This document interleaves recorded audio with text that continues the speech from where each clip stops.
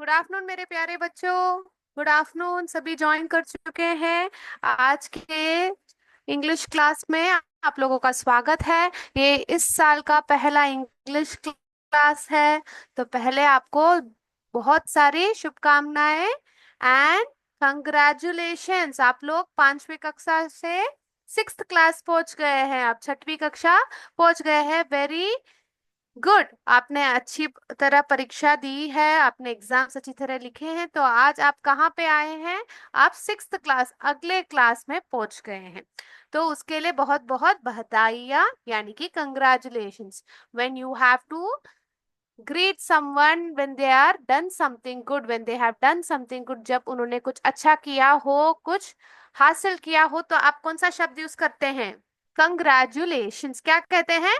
Congratulations. ठीक है बच्चों। तो आज का क्लास मैं आपको एक कहानी बता के शुरू करना चाहती हूँ, ताकि हम ये साल को सही से शुरू कर पाए।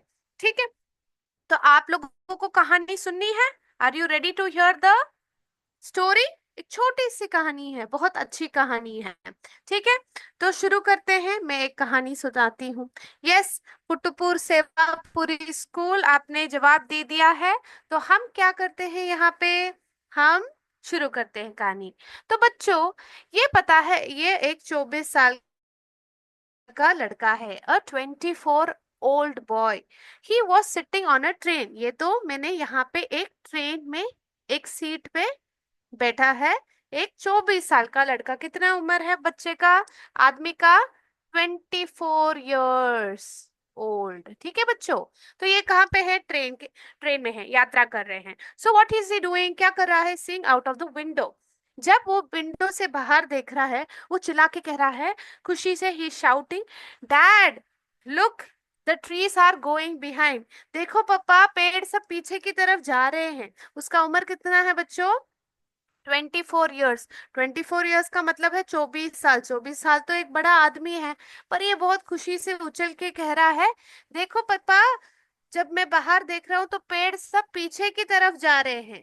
ठीक है, फिर क्या कह रहा है? Let's see. तो पापा खुशी हुए। Dad smiled and a young couple, जो वहां पे दो लोग बैठे थे, उन्होंने क्या देखा? बच्चे को देखा, ये बच्चे की तरह क्यों बिहेव कर रहा है? Why was he having a childish behaviour?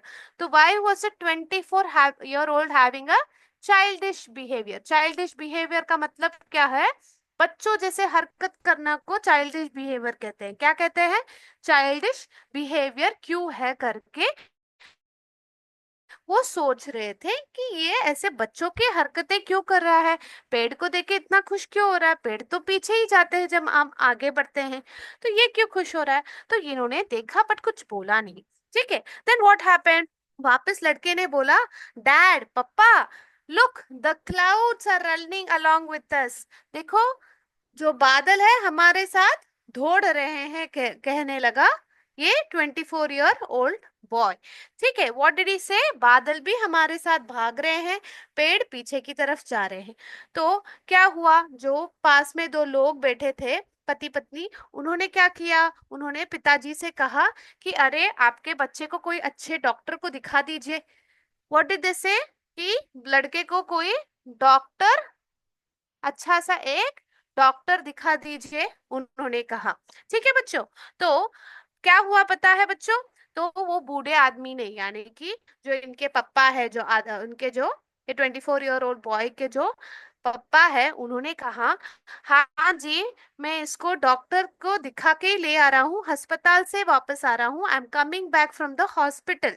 तो इन्होंने देखा, हॉस्पिटल से आने के बाद भी ये ऐसे बिहेव कर रहा है, करके डॉक्टर को दिखा के आए हैं।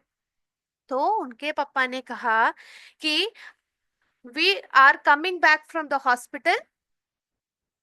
मेरा बच्चा जो है बचपन से अंधा है, अंधा था, आज उसको आंखों में रोशनी मिली है। He is got a new set of eyes.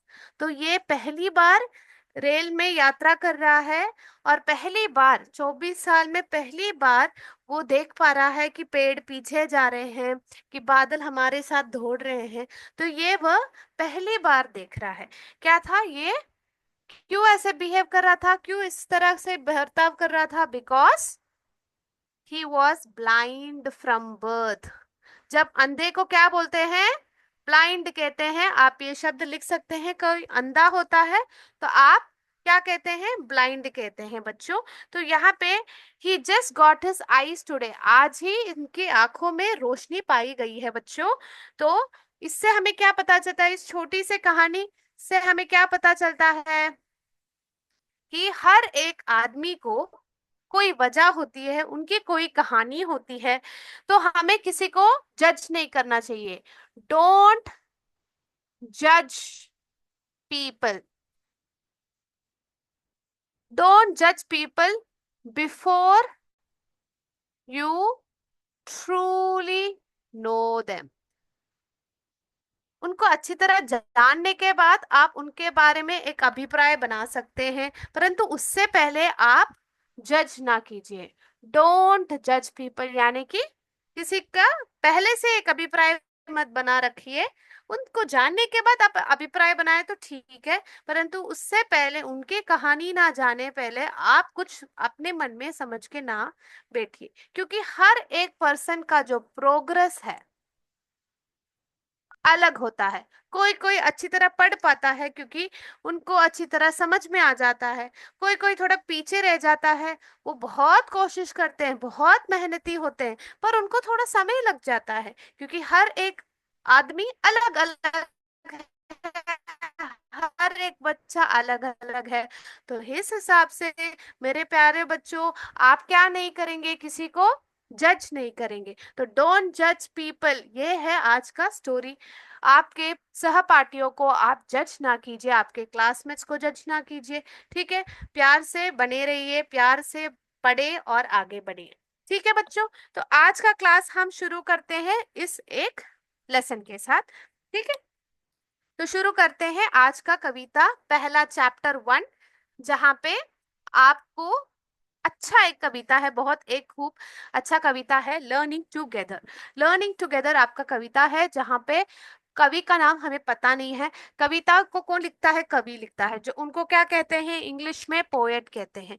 अगर एक स्त्रीलिंग के लिए आप अगर एक स्त्रीलिंग आप मेंशन करते हैं, एक औरत ने लिखा हो तो आप पोएटेस लिखते हैं, आदमी ने लिखा हो तो आप एक पोएट मेंशन करते हैं। परंतु पोएट दोनों महिला और पुरुष हो सकता है, परंतु पोएटिस सिर्फ एक महिला कवियत्री हो सकती है। तो ये एक कवि है, पोएटिस कवियत्री को कहा जाता है बच्चों। बहुत खूब। अभी बच्चों इस पोएट का, इस कविता का कवि का नाम हमें पता नहीं है, तो ये कवि है कि कवियत्री है हमें पता नहीं है, क्योंकि यहाँ पे अनोनिमस है। अनोनिमस किसी का नाम नहीं है।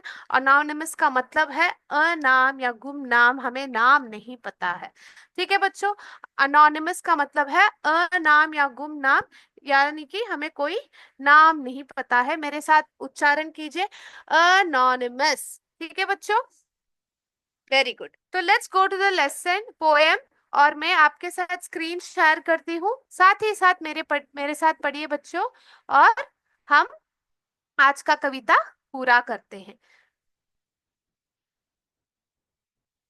आप लोगों को स्क्रीन दिख रहा है बच्चों? यस, क्लियर है?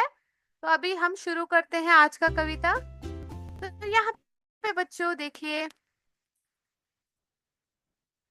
तो आप लोगों को स्क्रीन दिखता है, यूपीएस सहगत ने बता दिया है।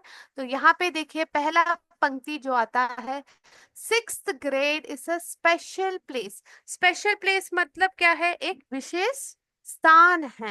प्लेस का मतलब है स्थान। 6th grade is a special place. 6th grade का मतलब यहाँ पे क्या है? आपका जो कक्षा, जो जिस कक्षा में आप पढ़ते हैं उसको ग्रेड कहते हैं, नहीं तो क्लास भी कहते हैं। यहाँ पे ग्रेड कहा गया है। तो 6th ग्रेड यानी कि 6वीं कक्षा। तो ग्रेड का मतलब क्या है बच्चों? यहाँ पे कक्षा। ठीक है? 6th grade is a special place. ठीक है? स्पेशल प्लेस यानी कि एक बहुत विशेष स्थान है। See the big smile on my face. See यानी कि देखो मेरा, the big smile, big smile यानी कि मेरे मुंह में जो खुशी है, हंसी है। ऑन माई फेस, मुख में जो हंसी है, ये देखो। तो क्योंकि क्यों ये जो छठवीं कक्षा है क्यों स्पेशल प्लेस है, हम देखते हैं। तो देखो सारे बच्चे खुशी से मुस्कुरा रहे हैं, जैसे आप लोग मुस्कुरा रहे हैं।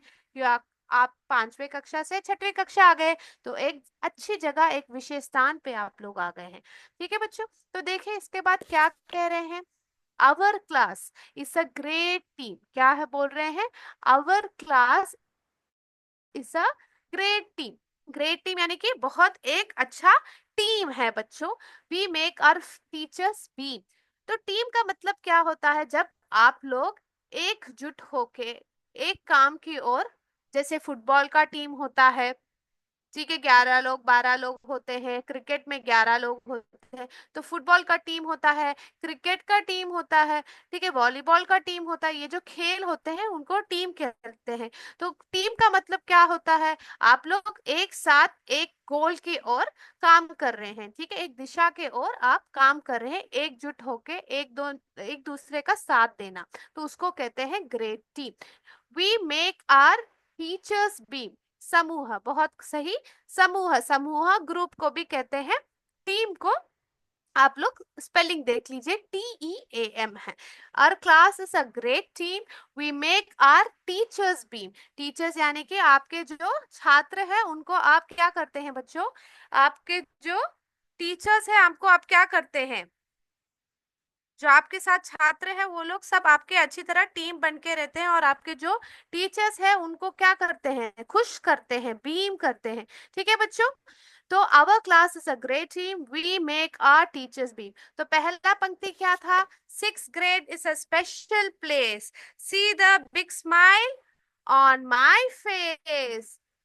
फिर आवर क्लास, तो पहले अपने बारे में बात कर रहा है एक बच्चा, और फिर क्या कह रहा है, अपने पाठशाला कक्षा के बारे में बात कर रहा है। Our class is a great team, we make our teachers beam.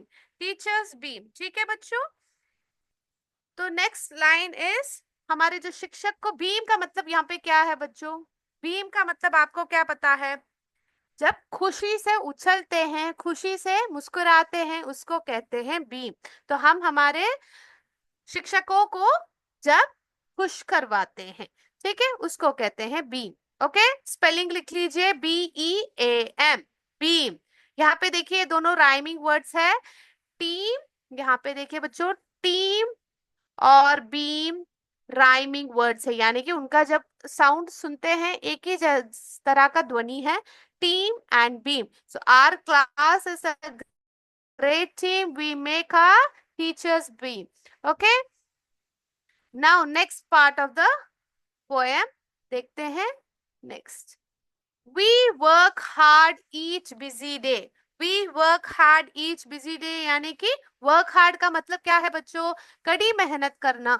कड़ी मेहनत कर रहे हैं, हर एक प्रति एक दिन आप कड़ी मेहनत कर रहे हैं। We work hard each busy day, देखो अच्छी तरह पढ़ाई कर रहे हैं, खेल रहे हैं, तो we work hard each busy day. प्रति, ईच का मतलब है प्रति एक दिन, ईच बिजी डे यानी कि जो बिजी का मतलब क्या होता है बच्चों, बताइए बिजी का मतलब क्या होता है, बताइए चैट बॉक्स में। तो ईच बिजी डे, ओके, तो each busy day we work hard, then out to the yard to play. Then out to the yard to play यानी कि उसके बाद आप क्या करते हैं, वेरी गुड, व्यस्त, सही से कहा। We work hard each busy day, then out to the yard to play. Yard का मतलब क्या होता है बच्चों, आपको पता है, यार्ड का मतलब है मैदान। जब आप बहुत सारा खूब सारा मेहनत करते हैं प्रतिदिन, आप उसके बाद क्या करते हैं, हर दिन आप जब मेहनत करते हैं आप क्या करते हैं, वापस खेलना चाहिए, मेहनत करें उसके साथ खेलना भी चाहिए। तो यहाँ पे देखिए सब लोग कहाँ जा रहे हैं, then out to the yard play. Yard का मैदान बाहर रहा है, इसलिए out the yard to play. क्या, क्यों जाते हैं मैदान, खेलने के लिए जाते हैं। ठीक है बच्चों। तो हमारे जो ये बच्चे हैं, what are they are a great team. Our class is a great team, we make our teachers beam, we work hard each busy day, then out to the yard to play। तो यहाँ पे rhyming words कौन कौन है बताइए? Tell me the rhyming words in this line. Yes, day and play, ये दोनों rhyming words है। डे एंड प्ले दोनों राइमिंग वर्ड्स है बच्चों। यहाँ पे हमने पिछले पंक्ति में कौन सा देखा? Team and beam. Very good C S Anantapur, day and play. Okay, now next part of the poem. Let's go to the next part of the poem. Fun, multiplication को क्या कहते हैं? गुणन कहते हैं ना बच्चों। Multiplication is fun. 9 times 9 is 81। ये तो पहाड़ा हो गया, नो का पहाड़ा हो गया। तो देखिए कैसे उन्होंने अच्छी तरह से क्या क्या आप पढ़ते हैं भी आपको कहा गया है। तो छठवीं कक्षा में आप क्या क्या करते हैं प्रतिदिन? आप आपके सहपाठियों के साथ अच्छा एक समूह टीम बन के रहते हैं। आपके टीचर्स को आप खुश करते हैं। फिर प्रतिदिन आप क्या करते हैं? मेहनत करते हैं। फिर मेहनत करने के बाद हर दिन आप क्या करते हैं? खेलते हैं। वेरी गुड यूपीएस बाहुआ, आपने team and beam, but spelling देखिए, TEAMBEAM करना चाहिए। पे बच्चों मल्टीप्लिकेशन आप पढ़ते हैं के बारे में, मल्टीप्लिकेशन को ही में क्या कहते हैं? गुणन कहते हैं ना बच्चों। तो मल्टीप्लिकेशन को भी आप क्लास में पढ़ते हैं। तो मल्टीप्लिकेशन इज फन, मजेदार होता है multiplication. 9 times 9 is 81। 9 times 9 is 81 क्या मतलब है? 9 से गुणन करते हैं, जो गुणनफल आता है वो क्या आता है? 81 आता है। तो यहाँ पे देखिए 9 times 9 इज इक्वल टू 81। इसका मतलब वह है। तो आप कंफ्यूज मत हो जाए बच्चों, ऐसे देखिए 9 times 9, तो आप समझ जाएंगे ये समय के बारे में बात करें, समय के बारे में नहीं बात करते। 9 बार 9 81 होता है, उसको बार बोल रहे टाइम्स बोल रहे। 9 times 9 is 81। ये नो का पहाड़ा के बारे में बात कर रहे हैं। ठीक है बच्चों, आर यू क्लियर? आपको समझ में आ गया? Very good. So multiplication is fun. 9 times 9 is 81। Okay, so we have, we go to the next part. आप लोगों को सब समझ में आ गया ये? We'll go to the next part. Learn math facts. ठीक है, 1 through 10, 1 से लेके 10 तक, 1 through 10। Learn the math facts, math के बारे में जो फैक्ट्स है, तथ्य है, उसके बारे में सही से सीखिए। प्रैक्टिस अगेन एंड अगेन, बार बार उसको क्या करना चाहिए? आपको अभ्यास करना चाहिए। आपके पाठ्य पुस्तक में अभ्यास प्रश्न है। क्यों है? क्योंकि जितने बार आप प्रैक्टिस करेंगे, अभ्यास करेंगे, उतने बार ही आप अच्छी तरह गणित को पढ़ सकते हैं। Learn the math facts 1 through 10, practice again and again. तो कविता कैसे शुरू हुई? कविता ऐसे शुरू हुई कि 6th grade is a special place. आप छठवीं कक्षा में आ गए हैं, आप खुश हैं। और फिर आप क्या कर रहे कह रहे थे? आपके क्लास के बारे में बात कर रहे थे। Our class is a great team. आप क्या करते हैं? आपके टीचर्स को खुश करते हैं। खुश के लिए क्या शब्द इस्तेमाल किया था? BEAM। फिर क्या कर रहे थे? वो मेहनत करते हैं, मेहनत करके करने के बाद क्या करते हैं? खेलते हैं। और फिर यहाँ पे देखिए, फिर क्या बात गया था?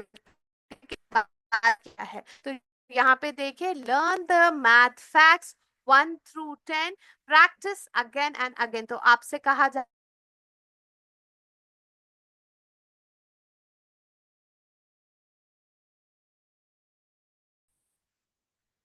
ओके, नेक्स्ट क्या करने को कह रही है? पावर है। अगर अब हम सब डाली, यस आवाज आ रही है।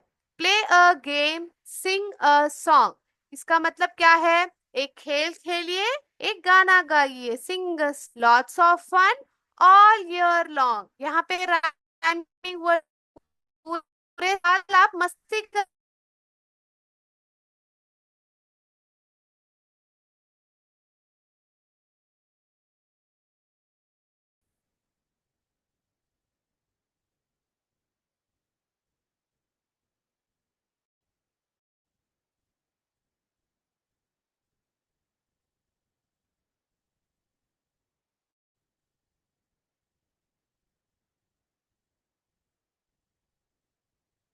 हाँ, कैरम, बैट एंड बॉल सब आप। ओके, तो यहाँ पे देखिए, play a game, sing a song, lots of fun all year long, ऐसे गाना चाहिए इस कविता को। Play a game, sing a song, lots of fun all year long, पूरे साल आप मस्ती कर सकते हैं। तो ऑल, यहाँ सॉन्ग एंड लॉन्ग आपका राइमिंग वर्ड है। आपने बोला है कैरम,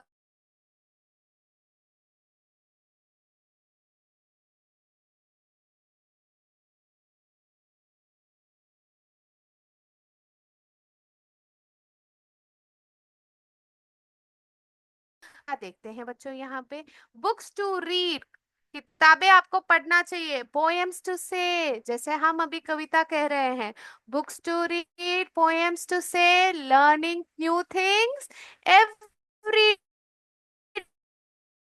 डे। आज ये कवि के बारे में सीख रहे हैं आप।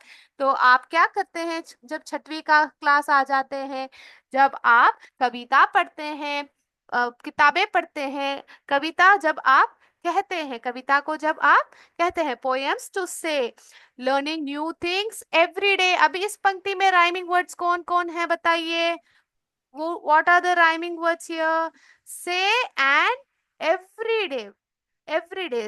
UPS Borkala, very good. Say and every day. Books to read, poems to say, learning new things. प्रतिदिन नई नई चीजें आप पढ़ना। CS Anantapur also very good, new things every day. Okay, अगला पंक्ति की ओर बड़े बच्चों।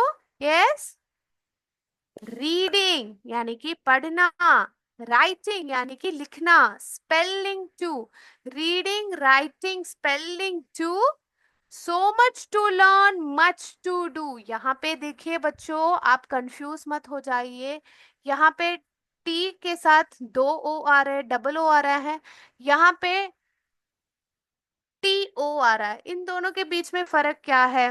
Reading, writing, spelling too, so much to learn, much to do. तो आप चैट बॉक्स में बताइए इन दोनों का फर्क क्या है, या क्लास के अंत में मैं आपको बताती हूँ। Reading, writing, spelling too, so much to learn, आप पढ़ते हैं। राइटिंग यानी कि लिखते हैं, स्पेलिंग यानी कि वर्तनी करते हैं, जब आप अक्षरों को अलग अलग कहते हैं। Spelling too, so much to learn, so much to learn, बहुत सारा पढ़ने को है। मच टू डू, बहुत सारा करने को है। डू का मतलब आप करते हैं, जिसको कहते हैं। ठीक है बच्चों, तो आप क्या करेंगे इस क्लास में, छठवीं कक्षा में? आप बुक्स पढ़ेंगे, पोएम्स कहेंगे, नई चीजें हर दिन प्रतिदिन पढ़ेंगे, और आप पढ़ेंगे, लिखेंगे और वर्तनी करेंगे। So much to learn, much to do. ठीक है, तो यहाँ पे राइपिंग वर्ड पहले से डोमाइला नीतू पटेल ने कह दिया है, टू एंड डू यहाँ पे राइमिंग वर्ड्स है। वेरी गुड, आनंदपुर ने भी कहा है। Next, history, geography, science too. History, geography, science too. अभी हिस्ट्री क्या होता है? हिस्ट्री का मतलब क्या होता है? कौन सा पार्ट होता है बच्चों? हिस्ट्री, ज्योग्राफी, ज्योग्राफी होता है भूगोल शास्त्र। जब आप आपके धरती के बारे में पढ़ते हैं, तो हिस्ट्री यानी कि जो समय में बीत गया उसके बारे में पढ़ते हैं। तो हिस्ट्री, ज्योग्राफी, साइंस यानी कि विज्ञान के बारे में पढ़ते हैं।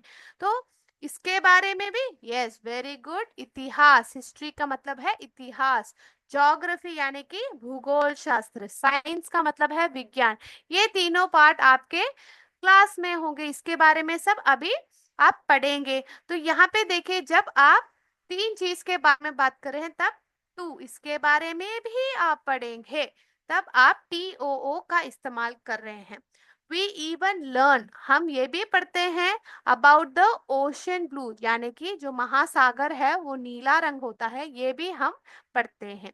तो यहाँ पे आप कौन से सब्जेक्ट्स पढ़ते हैं उसके बारे में भी यहाँ पे आपके कविता में बोला गया है। हिस्ट्री पढ़ेंगे, geography, science too, we even learn about the ocean blue. Yes, working hard till the year ends, जब तक साल खत्म ना हो जाए, हम क्या करना चाहिए? हमें अच्छी तरह मेहनत करना चाहिए। वी आर क्लासमेट्स, क्लासमेट्स का मतलब क्या है?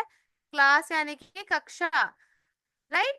क्लासमेट्स का मतलब है सहपाठियों, जो आपके सहपाठियों है उनके साथ आप अच्छे दोस्त बने रहेंगे। वेरी गुड सहपाठी डोमाइला नीतू, आपने सही से बोला है। Working hard till the year ends, we are classmate and good friends, हम सहपाठी हैं और हम अच्छे दोस्त हैं।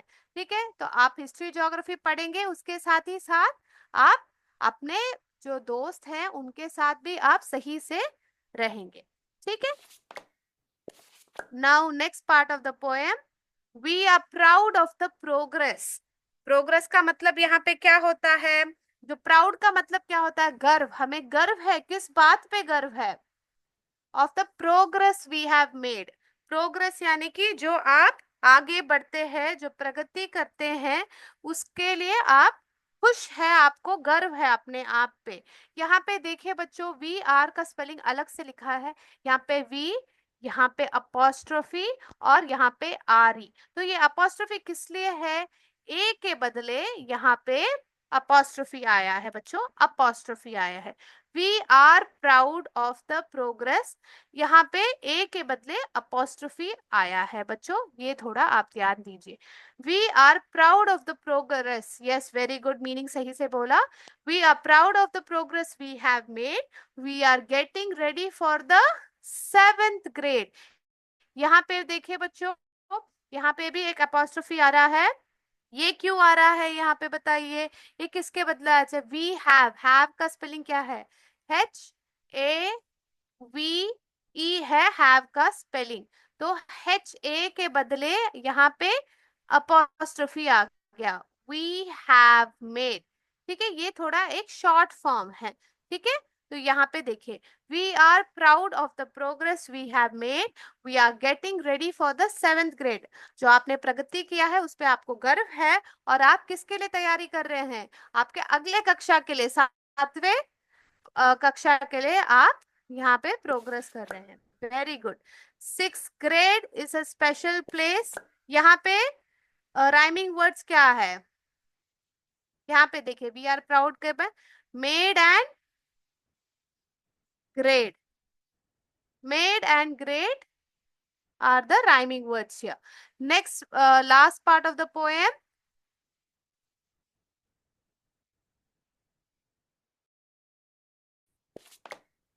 Sixth grade is a special place. See the big smile on my face. Sixth grade is a special place. See the big smile on my face. ठीक है बच्चों, तो यहाँ पे हमारा कविता खत्म हो जाता है, और हमने जो नया चीज यहाँ पे देखा था, एक मिनट बच्चों, हमने जो देखा था यहाँ पे नया, वी आर, वी हैव। ठीक है बच्चों, वी आर और वी हैव आपने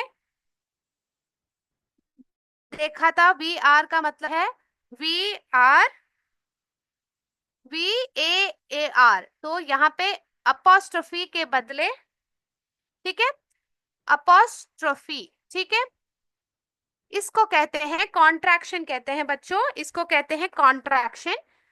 ये जो इसको क्या, शॉर्ट फॉर्म को क्या बोलते हैं, कॉन्ट्रैक्शन कहते हैं बच्चों। ठीक है, इसको कॉन्ट्रैक्शन कहते हैं। अपोस्ट्रोफी, अपोस्ट्रोफी दो जगहों में इस्तेमाल होता है। जब एक शब्द को आप खा जाते हैं तब आप अपोस्ट्रोफी का इस्तेमाल कर सकते हैं, नहीं तो किसी का, ये वस्तु किसी का है बोलने के लिए भी आप इस्तेमाल कर सकते हैं। Like showing something belongs to someone, जैसे कि टीचर्स, टीचर्स पेट, आप टीचर के पेट हो, आपको टीचर आपको बहुत पसंद करती है, आप क्या कर सकते हैं, टीचर्स पेट। तो जब किसी चीज, किसी के बारे में आप बताएं टीचर्स पेट, तो यहाँ पे आप अपोस्ट्रोफी के बारे में यूज कर सकते हैं। यूपीएस बोरकला बहुत सही से बोला है, ए के बदले आप इस्तेमाल कर सकते हैं। ठीक है बच्चों, तो आज का क्लास यहाँ पे समाप्त करते हैं। अपोस्ट्रोफी के बारे में मैं अगले क्लास में भी और एक बार दोहराऊंगी, ताकि आपको सही से समझ आ जाएगा इसका प्रयोग। ठीक है, अपोस्ट्रोफी कुछ नहीं है, शब्द के बीच में जब ऊपर एक ऐसे कमांड ऐसे डाल देते हैं, उसको कहते हैं अपोस्ट्रोफी। ठीक है, अपोस्ट्रोफी होता है। इसके बारे में और थोड़ा डिटेल में अगले क्लास में देखेंगे। आज का क्लास यहाँ पे समाप्त करते हैं। जय विद्या शक्ति, जय हिंद, जय भारत।